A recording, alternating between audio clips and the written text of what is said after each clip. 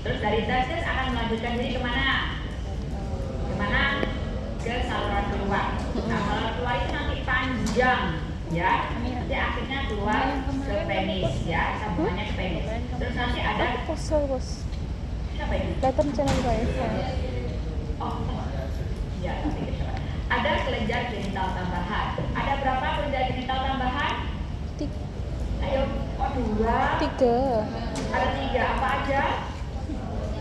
Vesicula seminalis, prostat, Cooper atau bulbo-urethralis, ya.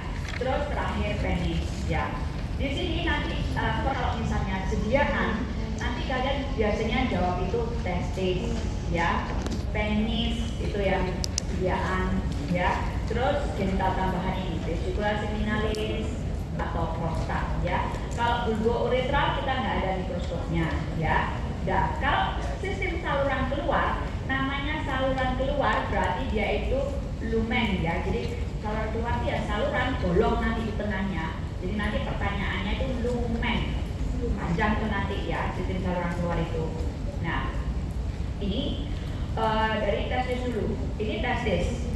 Testis itu nanti di atasnya ada epididymis. Ini pada anatomi, ya. Di atasnya nempel itu epididymis, ya. Dari testis itu nanti akan keluar namanya sistem saluran keluar. Di testis ini terjadi proses apa? Ya. Di testis ini terjadi proses apa? Spermatogenesis. Apa sih spermatogenesis itu? Apa sih? Pembentukan sperma. Jadi pembentukan sperma itu ada di mana? Testis. Pembentukan sperma ada di mana? Testis. Di testis. Nah, itu yang disebut nanti di tubulus seminiferus, ya. Nanti itu ada saluran, ya. Saluran yang panjang nanti berkelok-kelok di tubulus seminiferus ini.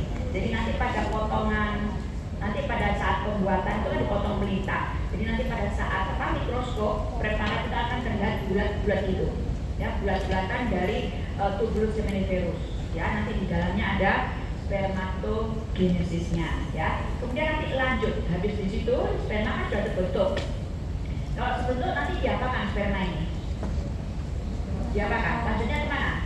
Nanti kan disalurkan ke keluar, namanya saluran keluar. Itu mulai dari mana? Tubulus rectus sampai ke nanti ke ini, sampai sini, ya. Jadi ini tubulus rectus di sini. Jadi dia pendek lurus gitu, ya. Terus ke testis. Jadi ada anyaman, seperti anyaman. Dia ada di dalam mediastinum testis. Kemudian ada ductus efferens, terus ductus deferens, ductus deferens epididymis. Terus ini nanti vas atau ductus deferens di sini, ya.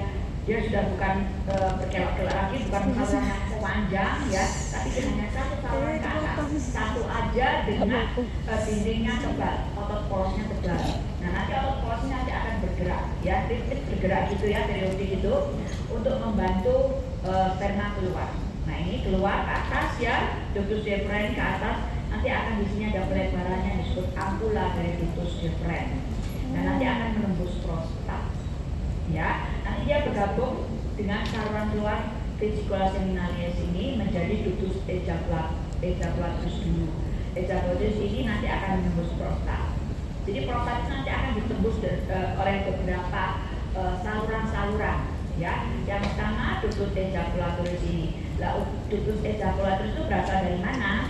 Berasal dari saluran vesicula seminalis dan saluran dari ampula ductus deferens menjadi ductus ejaculatorius. Kemudian di sini ada kandung kemih atau gallbladder atau vesika urinaria, ya.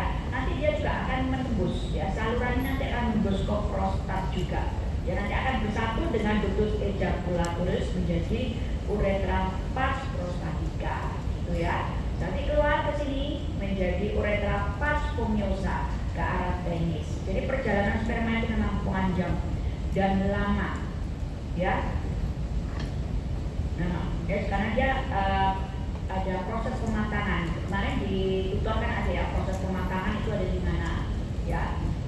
Dia lama di ductus epididymis, lama sekali, ya. Nah, sekarang ductus efferens ini nanti akan menempati kaput, ya, kepala. Ini kan epididymis, ini organ epididymis. yang menempel pada testis. Jadi dia akan membentuk kaput atau kepala dari epididymis ini. Ini yang masih ductus efferens, harusnya ductus efferens. Kemudian nanti di sini yang ini panjang ini yang pada bagian badan dan ekor dari epididymis itu akan membentuk ductus epididymis ini. Nanti dia menjadi ductus deferens, ya, yang hanya satu saluran. Ya, itu ya gambarannya.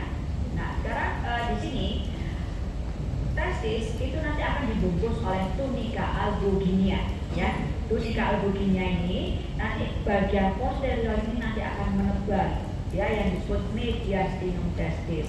Nah, mediastinum testis ini akan ditempati oleh rete testis ini, ya, ini rete testis, ya. Kemudian tunica albuginea itu suatu jaringan ikat jaringan ikat fibroelastis, ya. Jadi dia nanti akan mengarah ke kapsula testikular ini, membentuk septa-septa atau septula, ya, septa.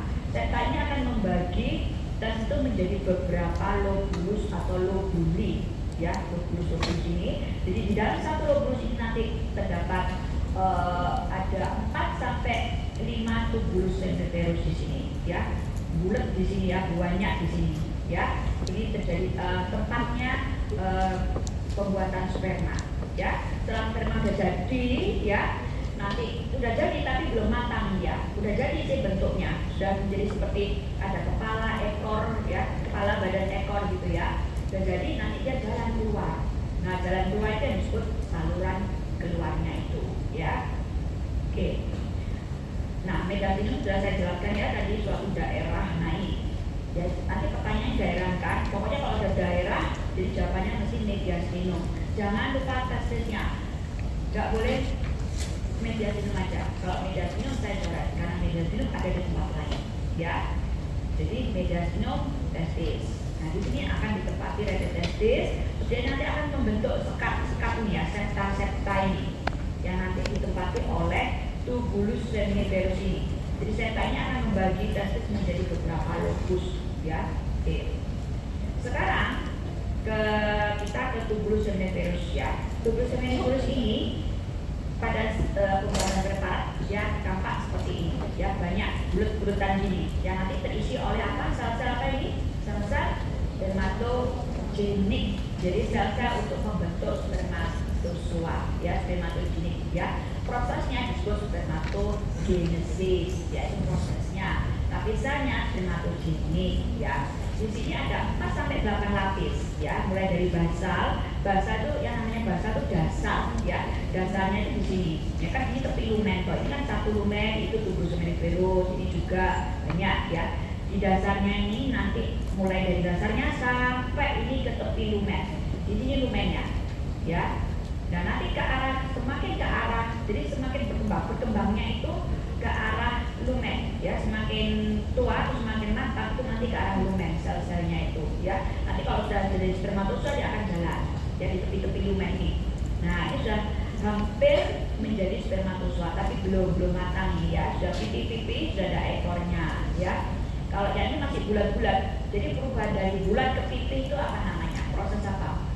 Spermiogenesis, ya. Kan awalnya bulat-bulat, ya.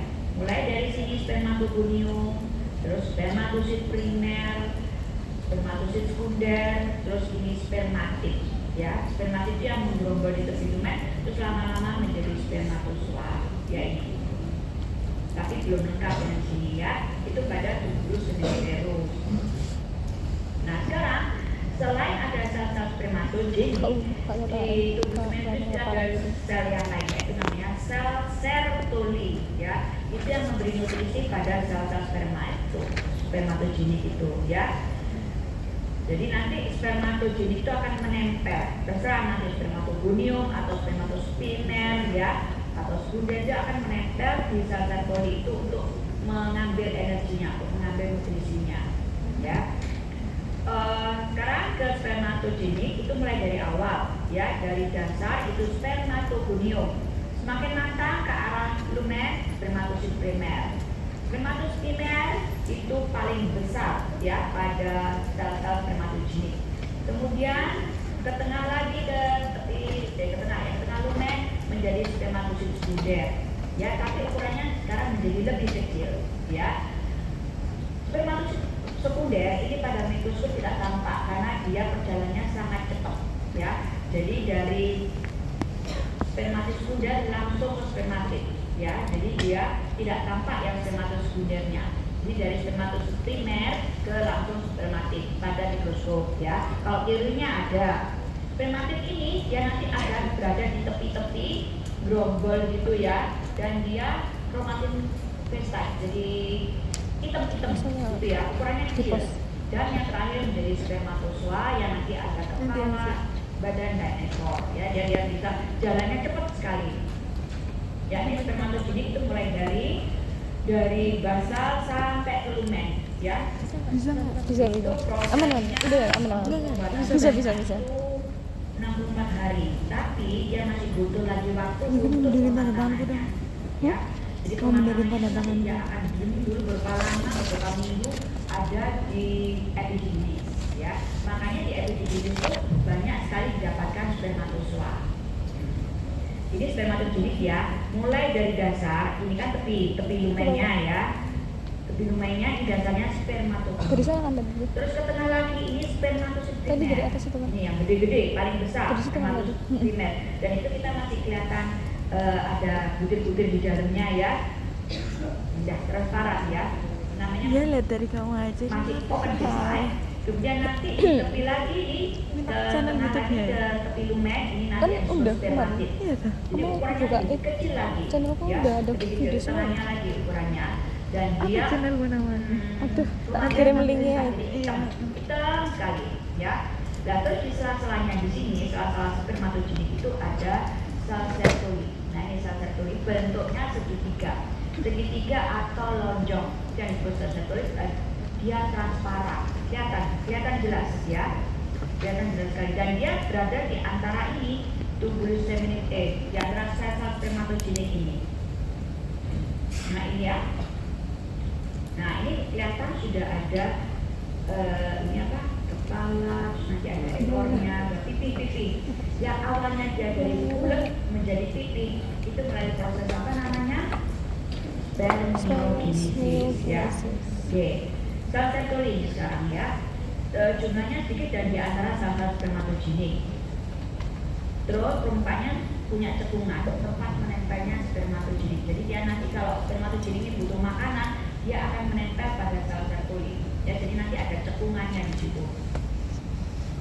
Ya, ini warnanya pucat, bentuknya lonjong, ya. Terus mempunyai 1 sampai 2 nukleus. Ya, ini gambarannya dari lukisan, ya. Ini satu tubulus, ya, tubulus seminifερus. Mulai dari membran basalis itu sel spermatogonium, terus spermatozoa primer, spermatozoa sekunder, jadi lebih kecil, ya, makin kecil, terus spermatid. Spermatid nanti menjadi ini, mau akan menjadi spermatozoa, ya, mengalami proses spermiogenesis.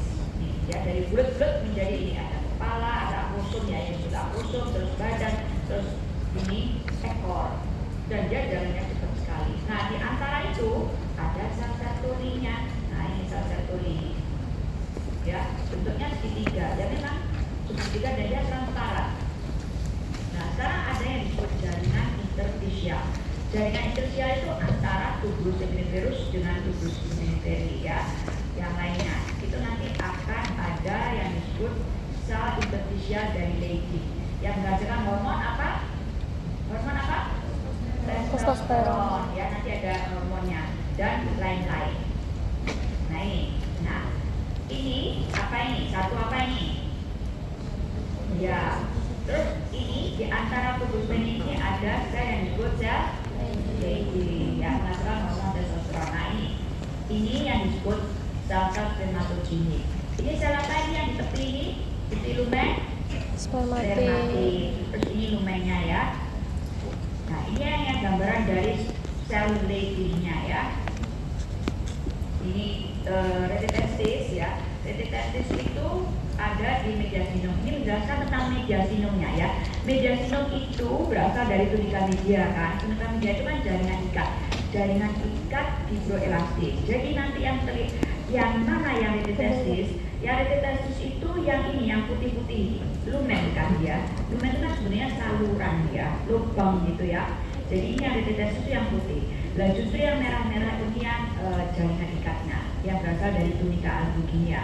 Jadi yang retetes itu bukan yang merahnya ya, tapi yang putih-putihnya ini ya. Yang ya ini memang ruang-ruang ya, lumen berarti ya. Ini yang disebut itu retetestis. Jadi bentuknya seperti anyaman retetestis itu. Nah sekarang kita ke sistem saluran genital. Namanya sistem saluran genital berarti sudah tidak ada sel-sel spermatogeniknya. Jadi hanya epitel epitel permukaan aja ya, yang melapisi saluran itu ya. Jadi tidak ada sel-sel spermatogenik. Mulai dari tubulus rectus, terus ke retetestis, dari retetestis ke ductus efferens ke ductus epididymis, terus ke vas atau ductus deferens ya, terus ke ampulla, dari ductus deferens dan akhirnya ke ductus ejaculatorius ya. Untuk ampulla ini sama dengan ductus deferens ya. Untuk ductus ejaculatorius itu kita tidak punya preparatnya. Ductus deferens itu khas ya, jadi nanti itu hanya dindingnya itu yang tebal ya, dindingnya tebal itu ductus deferens namanya. Nah ini kita mulai dari sini. Ini yang tubulus seminiferus, terus ke tubulus rectus, ke retetestis, ductus efferens, ductus epididymis, terus ke vas deferens ya. Salurannya jangan dibalik-balik ya, kalau kebalik nanti salah ya. Nah tubulus, kita ke tubulus rectus itu dia salurannya tuh pendek dan lurus ya, merupakan lanjutan dari tubulus seminiferus ya. Epitelnya bisa selapis kubis, bisa selapis silindris ya. Ini saya baca yang untuk, nah ini tubulus rectus itu letaknya di mana? Letaknya di antara tubulus seminiferi. Di mikroskop tadi kan sudah ada ya. Nah ini letaknya, ini kan tubulus seminiferinya masih ada sel-sel spermatogeniknya. Kalau tubulus rectus sudah tidak ada, dia tipis ya, hanya selapis sel aja ya. Terserah nanti ada yang selapis sel kubis atau selapis sel silindris atau nanti sel pipis, selapis pipis gitu, tergantung letaknya di mana dia ya. Nah ini yang tubulus seminiferus, ini yang tubulus rectus ya. Dia masih terletak di antara tubulus seminiferi. Benar ya? Ngantuk. Nah sekarang tubulus rectus itu terdiri dari epitel, selapis, kubis atau silindris. Kalau retetestis ini epitel, selapis, kubis sampai pipi ya. Nanti pipi, kebanyakan pipi. Nah ini gambarannya kebetulan ada langsung ya. Ini apa? Tubulus apa? Seminiferus. Karena ada epitel, sel-sel ada sel-sel apa spermatogeniknya. Kemudian lanjut ke tubulus rectus, sudah tidak ada epitel spermatogeniknya, sudah ada ya, dia selapis kubis ya. Terus ke retetestis ya, itu salurannya. Nah sekarang kalau saya tunjuk yang ini apa? Lumen apa? Retetestis. Kalau yang merah-merah ini apa? Mediastinum ya. Jaringan ikat ya, terima kasih ya. Jaringan ikatnya yang berada di mediastinum testis. Ini kelompok 18 ya. Oh ya benar, kelompok 18. Kelompok 1 sampai 7 dokter. Oh ya, ini yang tadi ya.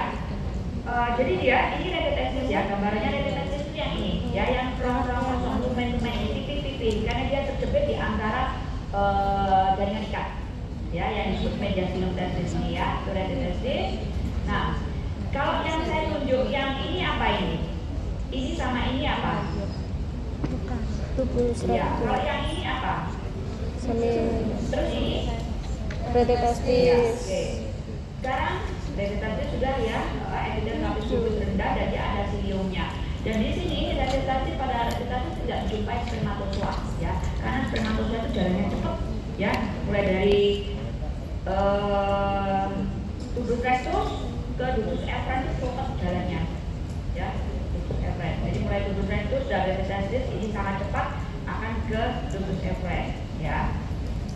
Nah ini ya, mulai dari sini apa? Tubulus Seminiferus. yang ini Prototastis. yang ini ductus efferens. Ya, ini ductus efferens. Epitelia ini tepinya lumennya tidak sama ya. Nah, ini sudah ductus efferens karena tepinya berkelok-kelok ini masih pipi-pipi, ini masih mendekati retentis soalnya.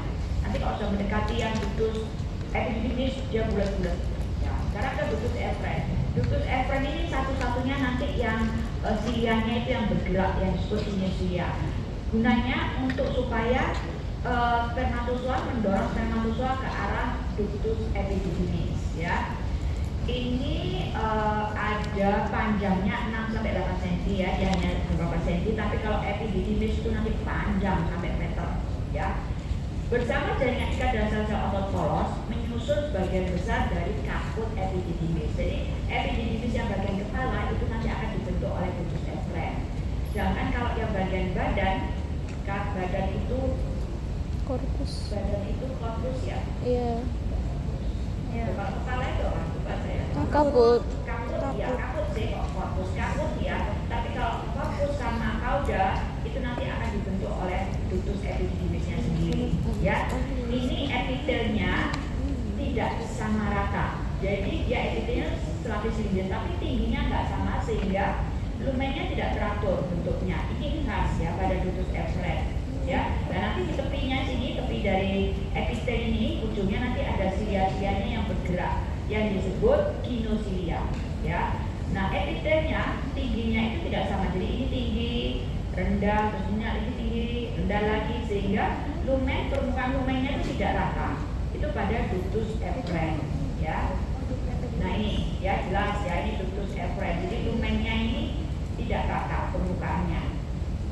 Ya sama ya, ini ductus efferens semua, tidak rata semua, gampang nih. Nah ini nanti bedanya dengan ductus epididymis ya. Ductus epididymis itu nanti karena epitelnya itu sama ya, rata, sehingga permukaan lumennya tidak rata, jadi tidak berkelok-kelok gitu ya, seperti yang efferens ya. Ini panjang 5 sampai 7 meter ya, dan dia jalannya sangat lambat sehingga nanti banyak spermatozoa didapatkan pada ductus epididymis ya. Sangat lambat untuk mendapatkan kesuburan yang normal, bisa berminggu-minggu dia di sini ya. Dilapisi oleh epitel berderet silindris dengan non-motile cilia yang disebut stereocilia ya. Lumennya rata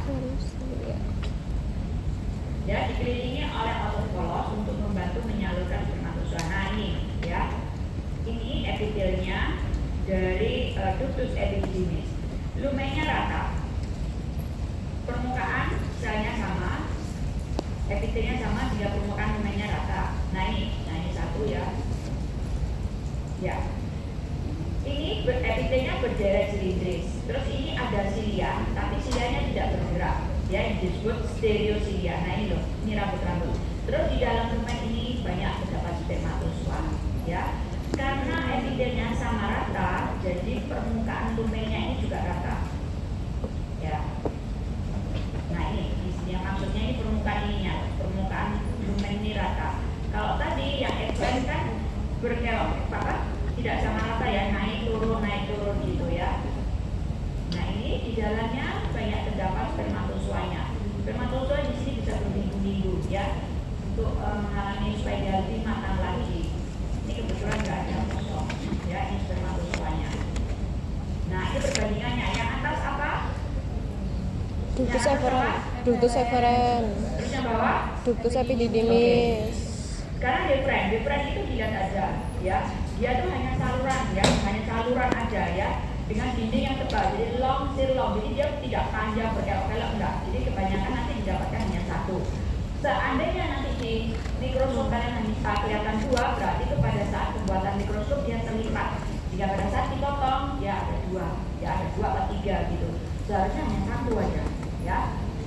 Dia dilapisi oleh epitel berderet silindris dengan stereocilia, dan yang penting di sini outflownya long silong. Nah ini pada buku jadi kelihatan mana yang long silong, tapi nanti pada berkarat kita susah untuk bedakan mana yang long silong. Pokoknya diurut aja, yang dalam mulai dari dalam long silong, dari luar ya long silong gitu ya. epitelnya berdaerah silindris. Dan ini pada di teori itu lumennya bentuknya seperti bintang.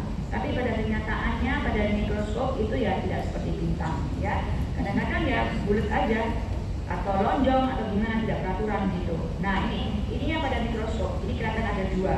Ya mungkin pada saat pembuatan dia melipatkan dia suatu tali kayak seperti tali gitu ya. Jadi melipat sehingga pada dipotong itu ada dua. Nah ini lumennya, ini dindingnya. Ya jadi di sini ada dihitung long, shear long gitu. Kalau diperhatikan memang beda sabutnya ya, seratnya.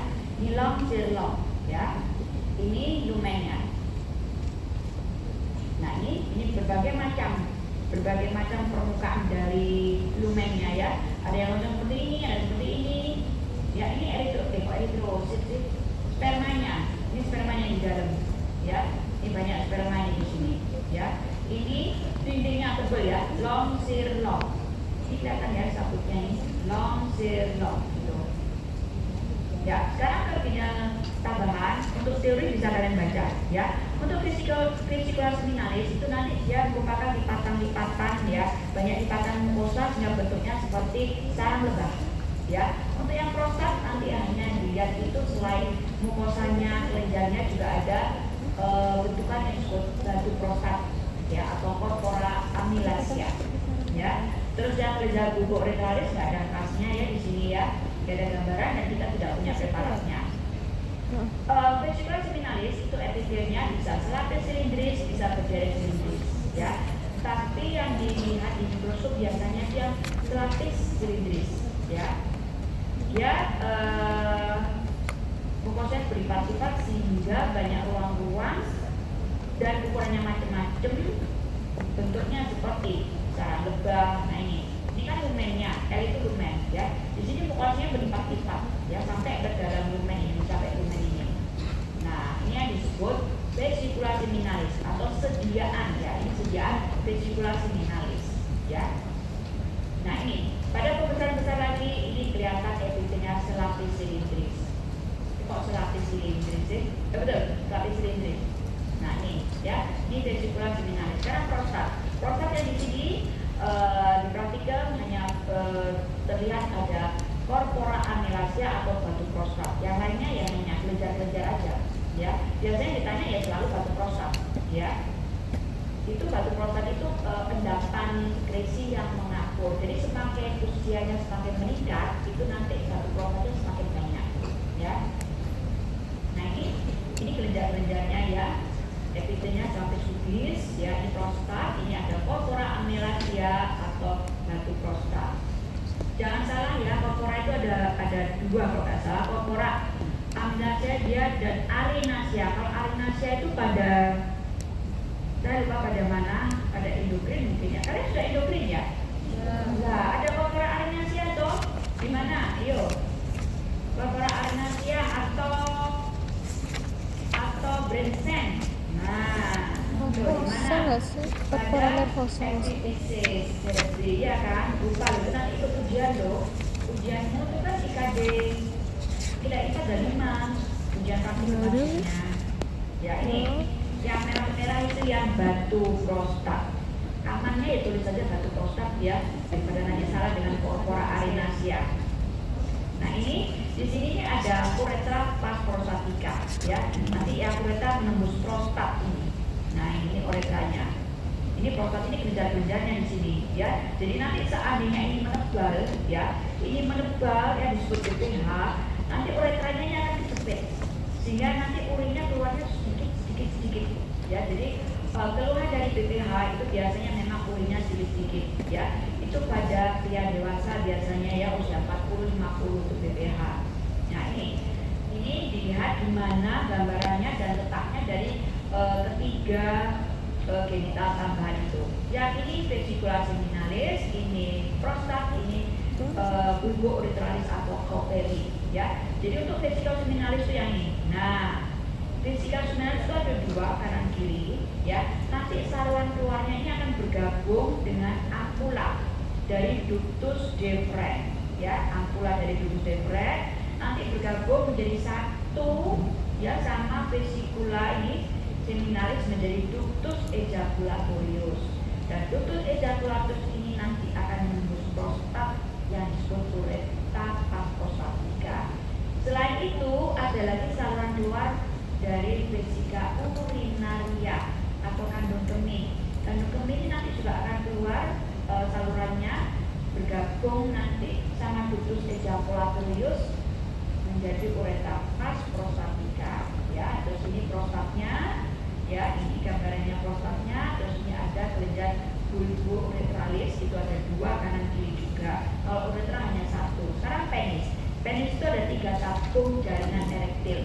Sama juga pada repro wanita. Repro wanita jaringan erektilnya di mana? Di mana? Loh, kemarin ada mikroskopnya jaringan erektil. Di mana? Di vagina toh. Vagina sama di labium minor kemarin ya. Labium minus itu ada jaringan erektilnya. Seperti ini. Kalau saya penis ini reproprianya jaringan erektil ada di penis ya. Dia merupakan tabung jaringan erektil. Ada sepasang corpora cavernosa penis dan ada 1 corpora cavernosa uretra atau corpora spongiosa. Nah, jadi ini ya. Ini kayak kacamata ya. Jadi kanan kiri terus nanti dibungkus oleh tunica albuginea. Tunica albuginea itu kan jaringan ikat ya. Sama pada di testis juga ada tunica albuginea tadi kan. Nah ini sama tunica albuginea ini merupakan jaringan ikat. Terus nanti dia akan membagi corpora cavernosa ini yang kiri dan kanan ini ya. Itu nanti menjadi septum penis. Nah, di dalam corpora cavernosa penis ini nanti ada suatu lubang-lubang ya, lubang-lubang ruangan-ruangan ya, ruangan cavernosa yang nanti pada saat ereksi itu diisi oleh darah. Nah ini ruang-ruangan ini diisi oleh darah. Jadi darah akan masuk ke dalam ruang-ruang itu ya. Kemudian nanti kita kembali lagi, ini sudah dua kiri kanan yang disebut corpora cavernosa penis. Dan di bawahnya ini nanti ada suatu bentukan yang disebut corpora cavernosa uretra atau corpora spongiosa, itu yang ini. Nah di dalamnya nanti ada suatu lumen yang disebut uretra ya, di dalamnya sini. Uretranya uretra apa? Uretra pars cavernosa ya. Jadi namanya itu cuma dibalik-balik aja ya, dibalik-balik aja. Atau di sini uretra pars spongiosa bisa ya, yakni uretra cavernosa atau uretra pars spongiosa ya. Nah nanti saya jelaskan untuk supaya gampang menghafal ya. Nah ini apa namanya, ada 2 ini corpora cavernosa penis. Di tengahnya ada septum penis yang berasal dari tunica albuginea ini ya. Ini tunica albugineanya. Kemudian nanti di bawahnya ini ada bentukan lagi yang disebut corpora cavernosa uretra. Corpora cavernosa uretra karena di sini ada uretra. Nah, sedangkan nanti kalau ditunjuk uretranya atau ditunjuk lumen ini disebut apa? Ya lumennya disebut uretra dulu, kan yang ditunjukkan uretranya. Jadi uretra pars cavernosa, itu jangan balik aja. Kalau yang ditunjuk ini lumennya, berarti kamu jawab uretra pars cavernosa. Tapi kalau ditanya bentukannya ini di mana, ya berarti bentukannya di corpora cavernosa uretra. Itu dibalik itu uretranya maksudnya ya. Kalau yang ditunjuk ini uretra, ya sudah kamu jawab uretranya dulu, uretra pars cavernosa atau uretra pars spongiosa. Nah letaknya di dalam bentukan apa? Di dalam bentukan corpora cavernosa uretra atau corpora cavernosa spongiosa atau corpora spongiosa sih itu. Tuh di dalam textbook corpora spongiosa. Ya, nah nanti di sini di dalam ruang-ruangan ini, ruang-ruang cavernosa ini nanti akan terisi oleh darah. Di sini ada darah arteri centralis, arteri dorsalis, penis, banyak di sini ya. Ada arteri dari sini juga. Nah ini untuk teorinya memang uretra pars spongiosa ini bentuknya seperti bintang ini ya. Ini ya, ini kalau yang ditunjuk ini berarti uretra pars cavernosa atau uretra pars spongiosa. Tapi kalau ditanya ini bentukannya apa, itu baru corpora cavernosa uretra atau corpora spongiosa. Spongiosa ya. Spongiosa ya. Tuh. Nah ini, sekarang kita menjelaskan tentang pembuluh darah. Pembuluh darah di penis itu di atasnya sini ada di atasnya arteri dorsalis penis dan di tengahnya ini vena dorsalis penis ya, vena yang di tengahnya. Oke, di sini saya jelaskan ini juga sama cara latihan tadi ya. Oh yang ditunjuk siapa? Sertoli. Ya. Ini apa? Sel apa? Sperma. Ya, terus yang ini? Yang mana? Bentar, ini? Spermatosit Ya. primer. Terus yang ini? Spermatogonium. Ini? Seledi. Berada di dalam lumen apa ini? Pembuluh seminiferus. Ya. Testis. Sudah selesai semua ya, udah tahu semuanya ya berarti ya. Ini sama sudah. Kalau ini apa? Kok rete ini loh, lihat kanan kiri. Tubulus Ini ada rectus. tubulus seminiferus, ini juga tubulus seminiferus. Berarti di antara tubulus itu ada Tubulus rectus. Tubulus rectus epitelial satu kubis atau satu silindris. Sudah tidak ada ini apa epitel atau sel jenisnya sudah tidak ada. Pada siang apa? Testis. Di dalam testis ya, dia belum keluar, ya masih ada di dalam testis. Terus yang saya tunjuk ini apa? Berarti testis. Pada daerah apa? Mediastin. Pada daerah Mediastinum. Testis. Kalau yang ini lumen, putus apa? Perhatikan epitelnya, epitelnya selnya. Lumennya tidak sama rata. Efferens. Eferen, ini, Epididymis. ini, Deferens. ini. Seledi. Berarti kan ini tubulus seminiferusnya. Berarti di sini Seledi. ini, ini, Prostat. ini, yang ini. Corpora cavernosa. Corpora spongiosa. Ya, terus yang itu Uretra pars spongiosa. Pars spongiosa. adik ya, jangan dipoto. Sudah saya beri, ada yang foto. Udah silakan, sudah selesai.